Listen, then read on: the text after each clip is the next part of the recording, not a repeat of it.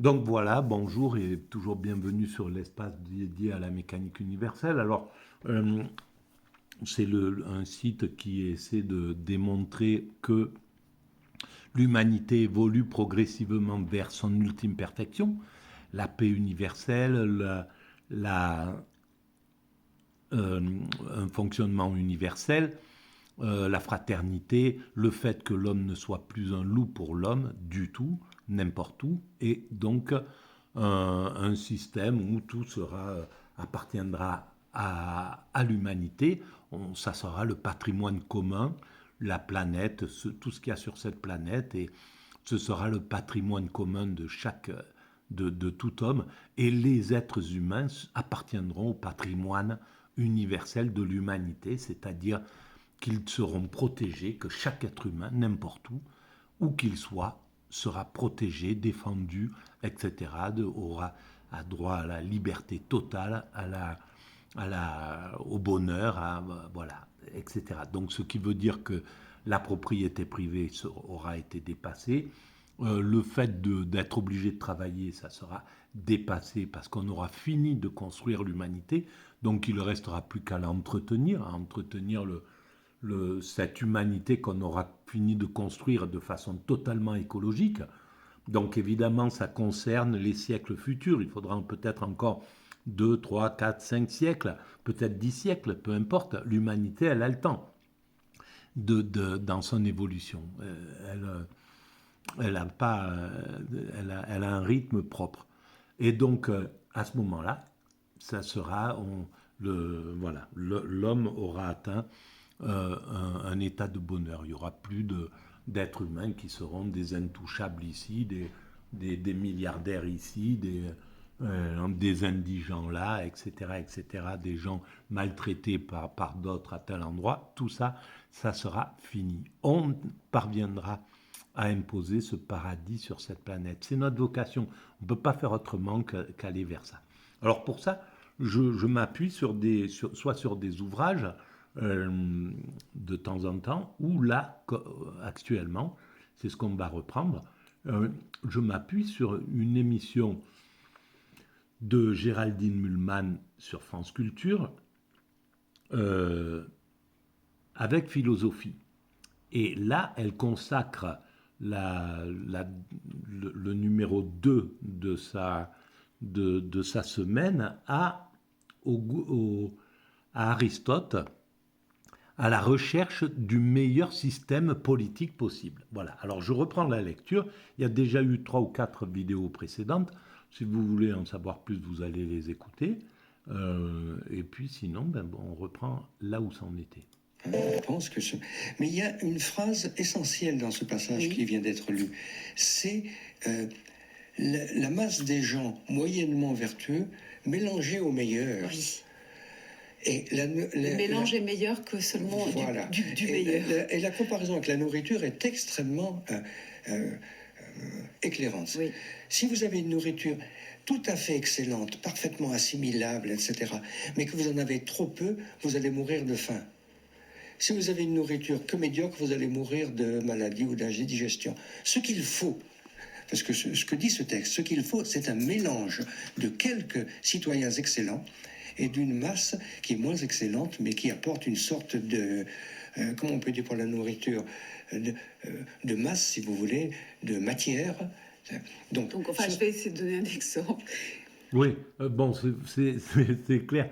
Mais on pourrait dire que, au fond, et de toute manière, ce qu'il faudrait rajouter, c'est que le peuple, en lui-même, il va intuitivement vers le meilleur. C'est-à-dire qu'il va essayer de ressembler le plus possible au meilleur. Quand on lui donne le choix, quand on lui donnait le choix entre l'abbé Pierre, sœur Emmanuelle, mère Teresa et je ne sais pas qui y avait à l'époque, Johnny ou je ne sais pas qui, eh ben c'était l'abbé Pierre, c'était parce qu'on lui donnait vraiment le choix. Quand le marché a pris le pouvoir à partir des années 80, il a écarté les abbés Pierre, les sœurs Emmanuel, les sœurs Teresa qui existent, ils existent encore, hein, ils y sont, ces icônes-là. Il les a écartés parce que c'est pas vendeur, et lui, son truc, c'était de faire du business, de vendre, donc il a écarté des médias ces icônes gratuites, ces icônes altruistes, totalement altruistes, au profit de toutes ces icônes qu'il vendait. Alors, dans les icônes qu'il vendait, il vendait aussi bien des Yannick Noah que des Bernard Tapie, que des Jean-Jacques Goldman, que des Johnny Hallyday qui partaient s'installer à l'étranger. Il vendait, voilà, il vendait le meilleur et le moins bon, et même le pire. Il y avait tout ça qui était là. Et malgré tout, le peuple là, mais il n'avait plus le super éthique, en fait, le super héros, les abbés Pierre, tout ça, c'était plus le marché ne voulait plus le mettre. Et ben le peuple, il a quand même choisi le meilleur. Il est allé élire les Yannick Noah, les Jean-Jacques Goldman, etc., qui étaient les plus universalistes, les moins racistes, les moins, etc. Voilà, les plus justes, ceux qui avaient une vision beaucoup plus juste de la société, etc. Donc, malgré tout, on en est là. Mais, et donc, ce qui veut dire que le peuple, s'il a des icônes superbes, le peuple, il devient, voilà, il rêve d'être. On est une foule sentimentale, amoureuse d'idéal, et l'idéal, c'est le meilleur, c'est pas le pire. Voilà, et comment il s'appelle, Souchon l'a bien compris. Je dis simplement qu'il m'arrive de le donner à mes étudiants comme vous. Je présume que vous avez des exemples. Que vous aimiez le caviar ou le Nutella, oui. Dans les deux cas, il vaut mieux un bout de pain avec. C'est-à-dire oui. Qu'un aliment neutre... Bon, alors là, il faut avouer que... bon, c'est pas mal comme... Mais c'est... on peut faire mieux. Voilà. Le meilleur du meilleur, eh ben, il vaut mieux l'accompagner de quelque chose d'un peu moins bon. Il sera encore meilleur. Vous ne pourrez pas en avoir beaucoup du caviar, parce que c'est trop cher. Donc il faut quelque chose. Mais il faut quelque chose de fondamentalement sain. Et comme disait mon interlocuteur là, tout à l'heure, c'est vrai que la stabilité pour Aristote des constitutions est une marque de leur perfection. Je veux dire, une constitution qui fonctionne bien et durable. Et c'est pourquoi Aristote, c'est pas un révolutionnaire, c'est un réformiste, vraiment un réformiste. Voilà. C'est-à-dire que... Alors là, je suis d'accord avec ça. Mais en même temps, j'ai un sentiment au fond de moi révolutionnaire, de bouger les choses, mais je sais que la violence n'est pas... la révolution doit se faire par la douceur, par le... voilà, je suis plus proche de la pensée de Gandhi. Mais ça n'empêche pas que c'était là, c'est présent, ça ne bouge pas, ça se met face au système, et ça, jusqu'à ce que le système comprenne, c'est téméraire, ça n'a pas peur, c'est dans le truc. Donc la révolution doit se faire sous cette égide-là. La révolution violente, le problème, c'est que maintenant on en a l'expérience, c'est que à la sortie des révolutions, il y a toujours les plus violents qui l'emportent, comme l'écrit cet écrivain américain. Ce sont toujours les violents qui l'emportent. Et donc on se retrouve avec un système violent qui va, injuste, violent, cruel, qui va appeler un régime autoritaire. Derrière la Révolution française, c'est Napoléon qui s'impose. Derrière la Révolution russe, c'est Staline qui prend le pouvoir, alors que donc il change complètement l'idéologie, alors que l'idéologie était grandiose. Staline a pourri, en somme. Bon, il fallait sans doute un Staline pour prendre pour que la Russie survive à ça, par rapport au fait que tout le monde voulait faire tomber, ne voulait pas, tout le monde capitaliste voulait pas d'un système communiste. Pour eux, c'était d'un seul coup, d'abord, l'aristocratie, n'importe laquelle, même les nazis, c'était pareil, ils avaient une horreur du communisme parce que ils étaient dans l'aristocratie guerrière. C'était les dominants, les Hitler et toute la clique qui était derrière. Ils voulaient surtout pas qu'on les oblige à partager le pouvoir, à être, voilà, ils voulaient surtout pas du communisme. Et les capitalistes américains ne voulaient pas du communisme. C'est ce qui fait que tout le monde était lié contre. Et il fallait évidemment, certainement, un terrible comme Staline pour pouvoir résister au côté violent de la dictature d'Hitler et le côté malin de la pseudo-dictature du capitalisme qui cherchait à déstabiliser et qui a fait que ça pendant 70 ans, à déstabiliser le système communiste ou à l'isoler, à l'étouffer, à tout faire pour qu'il se casse la gueule. En fait, voilà, et c'est parce que les capitalistes américains ne peuvent pas supporter l'idée de l'égalité. Et d'ailleurs, quand le mur de Berlin est tombé, en Occident et en France, tout de suite, ça a été les hyper-capitalistes, là, sont venus pour flinguer de l'idée d'égalité, du communisme, etc., etc. Enfin, c'était pitoyable. Ils pensent que par petites touches, on peut corriger les constitutions. La révolution, c'est le dernier ressort. Quand c'est les mots-là, bon, il n'y a pas d'autre solution. Oui. Et il le dit, hein, c'est la révolution. Mais autrement, on doit pouvoir, et l'exemple qui a été cité tout à l'heure de l'oligarque de Théophraste est tout à fait remarquable. C'est vrai, s'il fait un peu d'effort, s'il est pris dans un mouvement collectif, eh bien, il va s'améliorer et il va réussir à améliorer Voilà, alors, si les oligarques ne se sont pas améliorés, là, c'est parce qu'ils sont rentrés dans la toute-puissance. Donc ils n'ont pas été pris dans un groupe, dans le peuple. Et donc, pour pouvoir être domestiqués, pour pouvoir être améliorés, ils n'ont pas pu. Ils sont rentrés dans un état de toute puissance, ils ont pris possession du politique, possession des médias, possession du syndicat, possession quasiment des oppositions pendant 30 ans. C'est ce qu'ils ont fait. Donc là, ils ne pouvaient pas s'améliorer. Et c'est ce qui fait qu'il n'y avait plus que la révolution. Et donc c'est ce qui a amené les Gilets jaunes, c'est ce qui amène la révolte là actuellement, parce qu'on est devant une surdité absolue. Ils veulent plus se réformer puisqu'ils ont atteint la toute-puissance. Si on atteint la toute-puissance, aller faire enlever des acquis à quelqu'un à qui on a tout donné.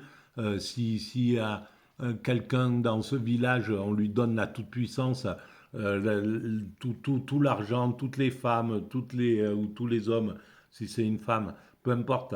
Mais un truc comme ça, et qu'on lui dit non, ben maintenant c'est fini, il faut revenir à l'éthique. Non, voilà, c'est impossible une fois qu'on a acquis la toute-puissance. D'où le problème d'avoir donné la toute-puissance à l'oligarchie à partir des années 80, des années Mitterrand. Il a commencé, voilà, là, le népotisme est entré à plein tube, et parce que c'était un élitiste, c'était pas un homme politique. Pour moi, c'était un très très mauvais homme politique à ce moment-là. Voilà, il a pas appliqué toutes les valeurs qu'il théorisait bien avant, etc. Donc c'était cette démocratie mauvaise. Mais ce texte est tout à fait extraordinaire. Mais pourquoi croit-il à ce point dans les vertus de la délibération? Parce que c'est ça qui est latent, n'est-ce pas? Cette idée que si même le meilleur des citoyens discute avec un qui est moins bon, qui est moins vertueux que lui, le résultat, en termes de jugement, sera meilleur que si on avait laissé le meilleur juger tout seul. Parce que c'est un homme du débat, Aristote. C'est lui qui a formalisé la discussion dialectique où on apporte chacun son chose. Il faut voir. Parce que le meilleur n'existe pas dans Le meilleur, il est où? Est-ce qu'un oligarque pourrait, même s'il était à peu près sociable, à peu près social, à peu près démocratique, à peu près, etc., il ne pourrait pas être total, en somme. Ils sont très rares. C'est exceptionnel d'avoir un homme politique qui a une vision globale des choses. Alors oui, il y en a quelques-uns, mais c'est trop rare pour... Regardez dans les topiques pour cela, n'est-ce pas? Beaucoup plus que Platon. Platon, plus il vieillit, plus les dialogues deviennent, enfin, je veux dire, des caricatures du dialogue. On dit, oui, tu as raison, oui, c'est bien, oui, c'est bien.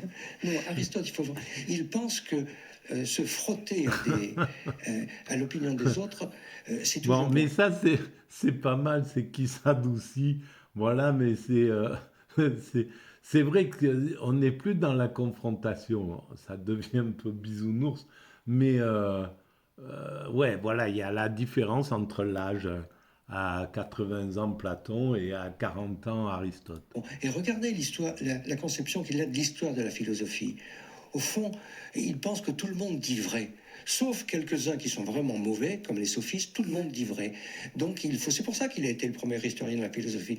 Il faut aller chercher chez tout le monde quelque chose de vrai. Mais en politique, c'est pareil.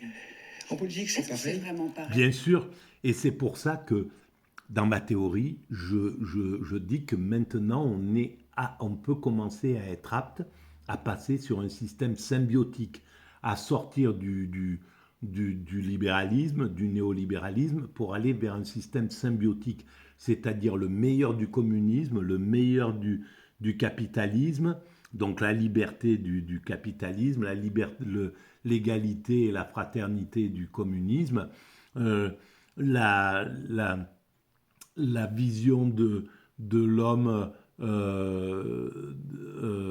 de l'homme qui appartient, qui est divin, des théocraties. Dans les théocraties, ben,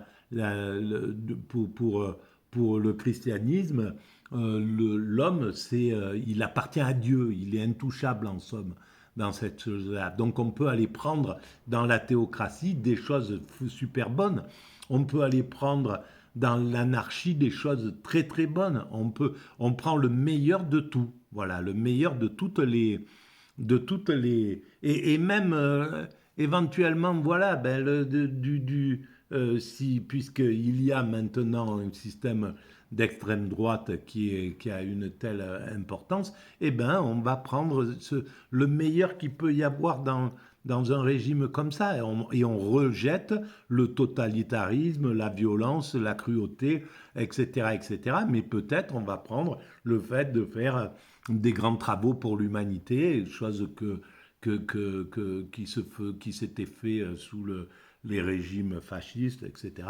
Voilà. Bon, mais c'est juste pour dire que pour aller vers une sorte de consensus, pour que personne ne se sente exclu du truc, mais que tout le monde comprenne que le but commun, c'est la fraternité, c'est un travail fraternel, c'est un travail de solidarité ensemble. C'est-à-dire, je vais faire l'avocat du diable, parce que souvent les spécialistes d'Aristote deviennent très aristotéliciens, comme tous les spécialistes des auteurs défendent leur auteur.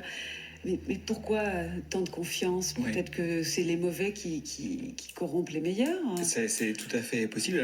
Quand on lit le texte de près, on constate quatre choses que je vais résumer très, très brièvement. D'abord, c'est l'image de l'homme au milieu, avec 500 perdus, si je puis dire, est très suggestive parce que c'est une question de perception. Or, dans ce texte, Aristote se demande qui sera le meilleur pour juger des cas particuliers. Or, les cas particuliers, c'est une question de perception sensible. Et là-dessus, les collectifs sont en effet quasiment imbattables. Ensuite, Aristote dit bien que ça n'est pas n'importe quel collectif qui peut battre une espèce de philosophe roi à la Platon. Il faut que ce soit des gens moyennement vertueux, tout de même, qu'ils aient de bonnes habitudes éthiques et puis qu'ils aient quand même... Voilà, bien entendu. Et que on puisse détecter un pervers psychopathe. dans le groupe. Évidemment, il faut que tout le monde soit moyennement vertueux. Si un Hitler arrive, évidemment qu'il peut corrompre les meilleurs.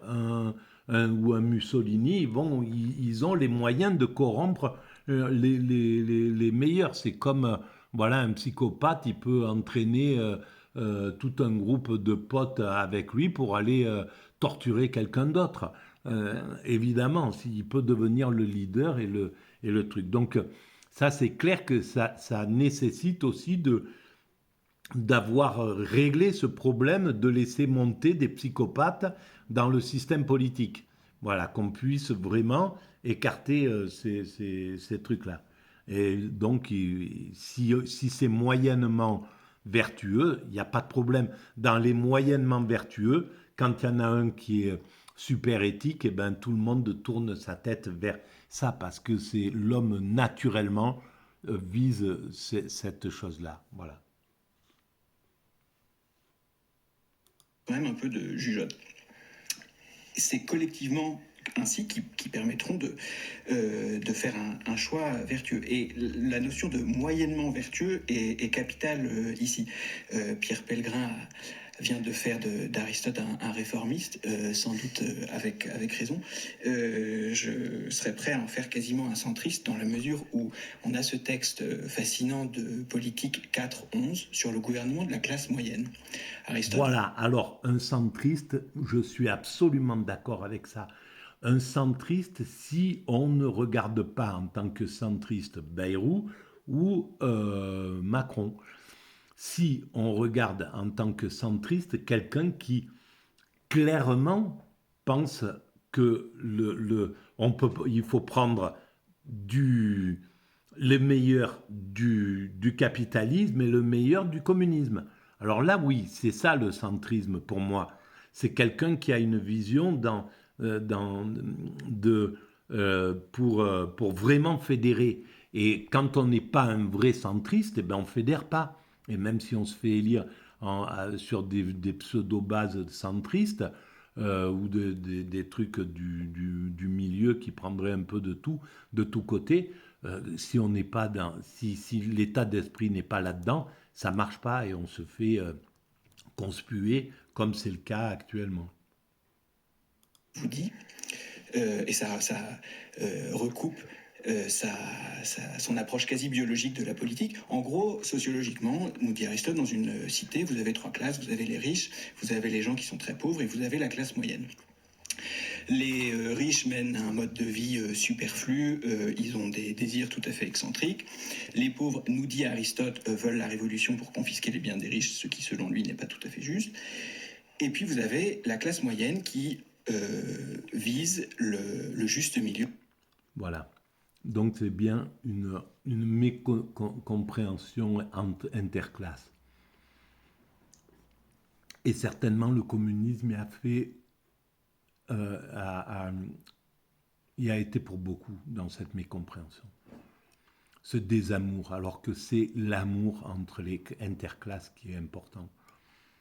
Et le respect et l'entraide interclasse. C'est-à-dire que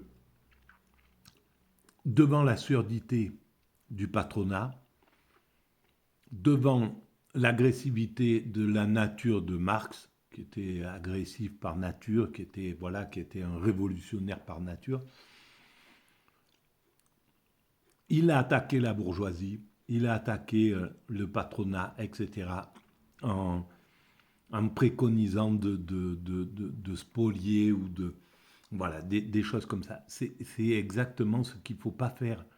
Et évidemment, il a prôné aux classes populaires d'aller piquer chez le truc des riches. Et malheureusement, il y a encore dans une frange de la gauche ce type de dialogue qui est totalement absurde, en fait. Ça ne peut pas fonctionner comme ça.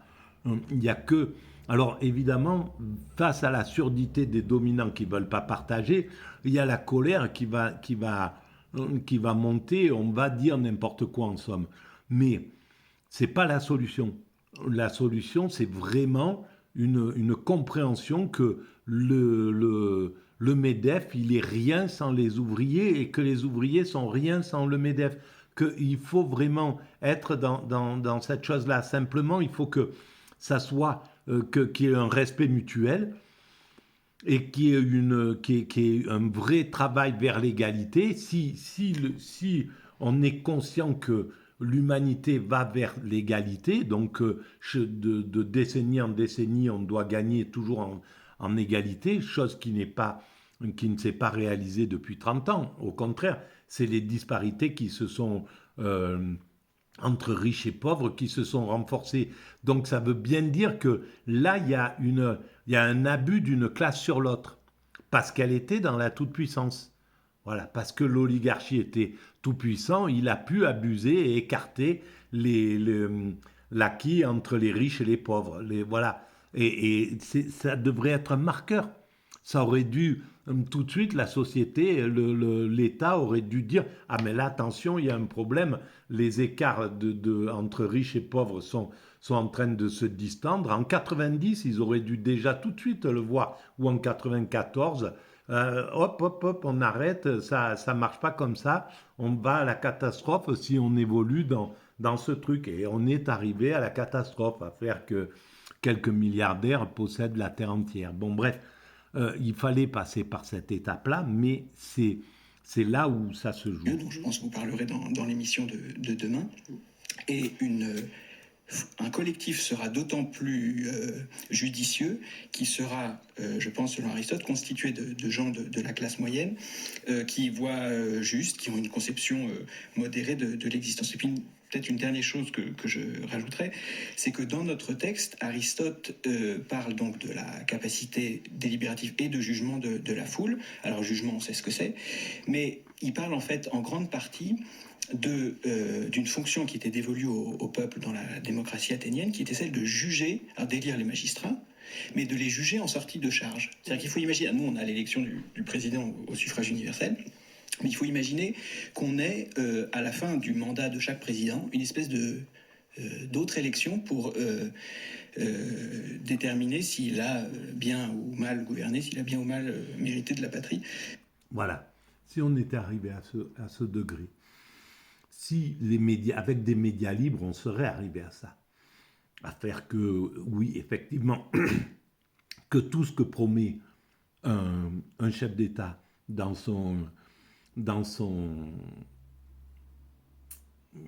sa course à la présidence soit surveillé par les médias chaque mois. Qu'est-ce que vous avez fait pour tel projet, pour telle proposition? Qu'est-ce que vous avez fait pour tel truc? Voilà, vous devez répondre de tout ça. Vous avez dit que avec moi, il n'y aura plus aucun SDF dans la rue. Où vous en êtes de ce travail-là? Où vous en êtes de ce travail sur tel ou tel plan, etc., etc. Parce qu'ils viennent tous avec des idées extraordinaires. Donc, un système, si les médias n'avaient pas été squattés par l'oligarchie, ça se serait passé. Et effectivement, l'idée de juger à la fin de son mandat un chef d'État avec « eh ben, vous avez été un mauvais président. On est désolé, vous avez écarté vous avez distendu les liens entre riches et pauvres. Les riches sont plus riches, les pauvres sont plus pauvres depuis que vous êtes là. Il y avait des acquis sociaux, vous les avez fait perdre. Le système a perdu des acquis sociaux par rapport à il y a 4 ans. Il y a 4 ans, il y avait tels acquis sociaux, là, donc ça ne va pas. Vous avez maltraité le peuple. Vous avez, depuis votre présidence, vous avez encore augmenté la dissension entre les communautés.